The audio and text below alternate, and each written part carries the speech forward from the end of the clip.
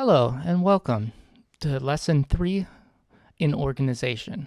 This is talking about cell formatting. Cell formatting, there's a lot of different options that you can do. First one we're going to take a look at is resizing. So standard row is 21 points and 120 for columns. Now, one thing that you can do is you can move your cursor and increase it when you see these two lines. You can do the same thing for rows as well. You can do it for multiple ones, and they'll all resize to whatever size you're looking at. So if you have one that's very small, and then these ones, and you start here and you move it up, they're going to all go to that same exact size that you moved it to.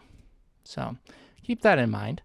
Another thing that you can do is you can highlight all of the rows or columns and then double click in between them, and it will show everything it can for the rows or the column size. Now, sometimes there's also row sizes that need to be hidden, so you can do the same thing, and now it'll show everything here. Now, it might not be in the best formatting, but it does allow you to see everything. Next is the text in the cell. There's a few different things, and these options are up here. First is horizontal alignment. You can choose to have the horizontal alignment be left, you can choose it to be center, or you can choose it to be right. The hotkeys for these would be Command, Shift, E for center, L for left, and R for right. One tip is that don't mess with the horizontal alignment for numbers. Why? Well, numbers by default will actually be to the right, whereas text is to the left. If a number is formatted as a text, it will also be to the left. So if you put text or numbers into the left and you format it that way, you won't know if it's truly a number in format or if it's text in format. The next one is vertical alignment. Let's say that there are rows where there's some white space in there, vertically. By default, it'll be at the bottom, but you can choose to have it be at the top or at the center. And that's just based off of how you would like it to look in the vertical alignment. Text wrapping is another one. Say for this one that's quite large and has a lot of data in it, you can actually choose it to be wrapped. What wrapping does is that when you decrease the size, it will expand the rows or the columns in order to show all of the text there. So it's useful to have that size be whatever you want while still being able to see everything in that particular row. Other things you can do too is you can choose to clip it so it won't go into the next cell, or you can choose by default overflow, where as long as it is not, if it doesn't have text in it, then it'll go over the next cell. If there is text in it, then it'll stop and be like the clip. Generally, wrapping is the way to show everything, provided that there's enough space for it. Finally, there's text rotation. It's not used much, but it is something that sometimes is used for header rows. What you can do is you can choose to tilt it up. You could choose to tilt it down. You could have it up and down completely, or down up. And you can adjust it as you would want. It gives a nice, approach or a way to make the header row be a little more clear, but generally I don't use it that much. Others might, but again, up to you and your sheets. Next, we're going to move on to cell formatting. So something called Gridlines, and there is a hotkey if you want to go into the options here. It's in View, then Show, Gridlines. You remove it, all of those lines within each cell are gone. And so it's up to you if you want that or not. Some people do like it. I typically don't prefer it, but that is me. And everyone has kind of their own. Next is fill color. Fill color allows you to change the color of the cells. So you can highlight the cell or cells that you'd want, press the kind of bucket and then to choose a color. When you choose the color, those will be adjusted to whatever color you pick. You can push reset to make them empty again. You can also have custom colors. That's where you push this and you could choose something if you have an image in order to make it match that image. Also, you could push the custom color and then choose this. If you have the hex number, you can paste it in there and get a specific color. This is helpful if you want to try to, adjust the color coordination based off of an emblem or whatever your, company's color scheme is. It can be useful to be able to match those things. So you can also, if you have that there, you can copy, Control C, and then you can do Option Command V for pasting format only. And that's a way that you can actually paste the colors or whatever formatting you have without pasting what the value is.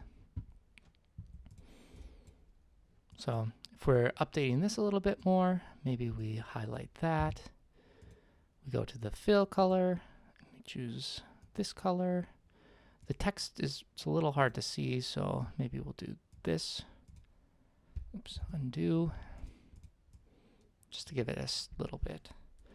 And here, maybe we'll update these and give it a, it would be good in this, but maybe a little bit of a light. Maybe that. Yeah, doesn't look bad. That way it'll fit whatever brand or, image that you want. Next is borders. So you can fill borders. Let's say for these ones here, you highlight whatever cells you want, and you can place a border. Now, borders has the same colors, and you can color coordinate it as you want. You can have outer borders, you can have vertical inside borders, you can have all of the borders, or certain aspects of it. So in this one, I'll try the horizontal borders. Maybe I'll make it like this. The color, I'll have it be maybe this one, and go like this. That way I have like just those lines there so we know. And maybe, for example, here, we'll just have a little bit thicker lines like this to show it's a different section. Another thing, if you want to do that to multiple rows or parts that aren't necessarily there, you can hold Command and you can select other cells too. Then when you do the bottom, it'll do that for all of the ones you selected. There we go.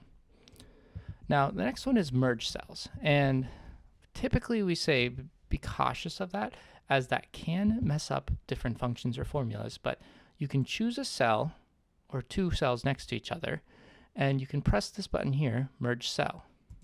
When you merge it, you now see that if I click there or here, those two cells are together, so it makes one larger cell.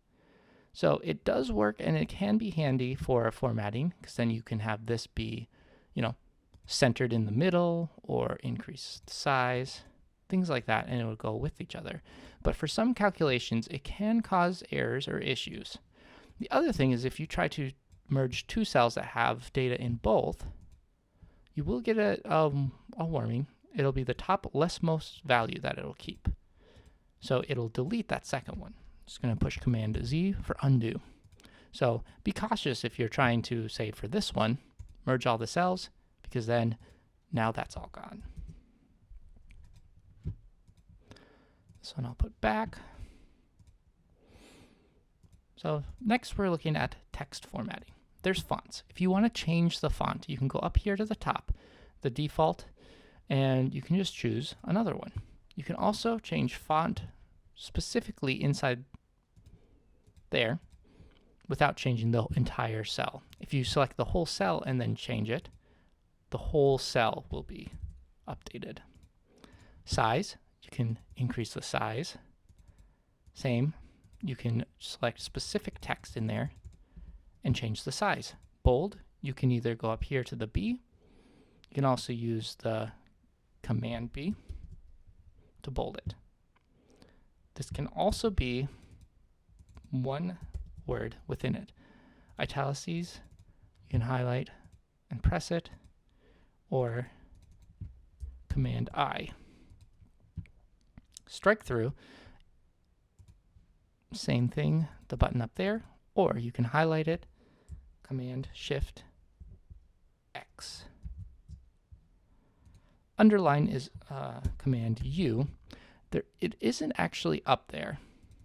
You can highlight it there, and if you press the search menu, you can underline text. You can search it there or use the hotkey for it, but it's not up here as one of the options. Now you can also change the color of the cell. So maybe you want it to be more on the brand. You can also change just one of the text colors too, if you want. So again, that can be helpful if you're trying to make specific things pop out a little bit more. You can, highlight it, bold it. You can highlight it, change the color to something else. Entirely up to you.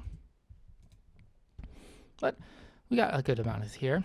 Again, one thing that I showed quite a few times is searching the tool finder, which again is going to be the either Alt or Option plus that'd be / I want to say. I always get those ones. Oops. Mixed up, or Alt. And what that does is it allows you to search. Quite a few of these you could search, like text wrap, underline text, text color, all sorts of things. So it can be a helpful, keyboard shortcut, but generally, since the buttons are already there, that kind of makes the most sense. Finally, a pro tip is that you can clear formatting, and this is using the backslash. But if you highlight cells and do Command back, it'll remove all of the formatting.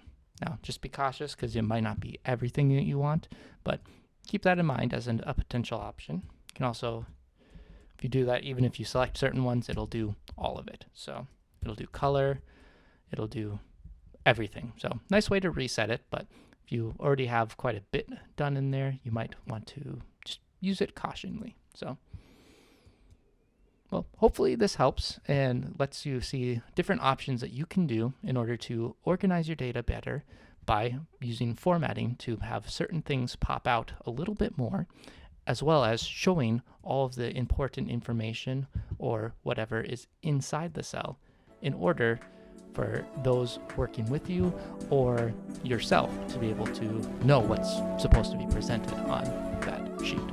Thanks for watching, and we'll see you in the next one.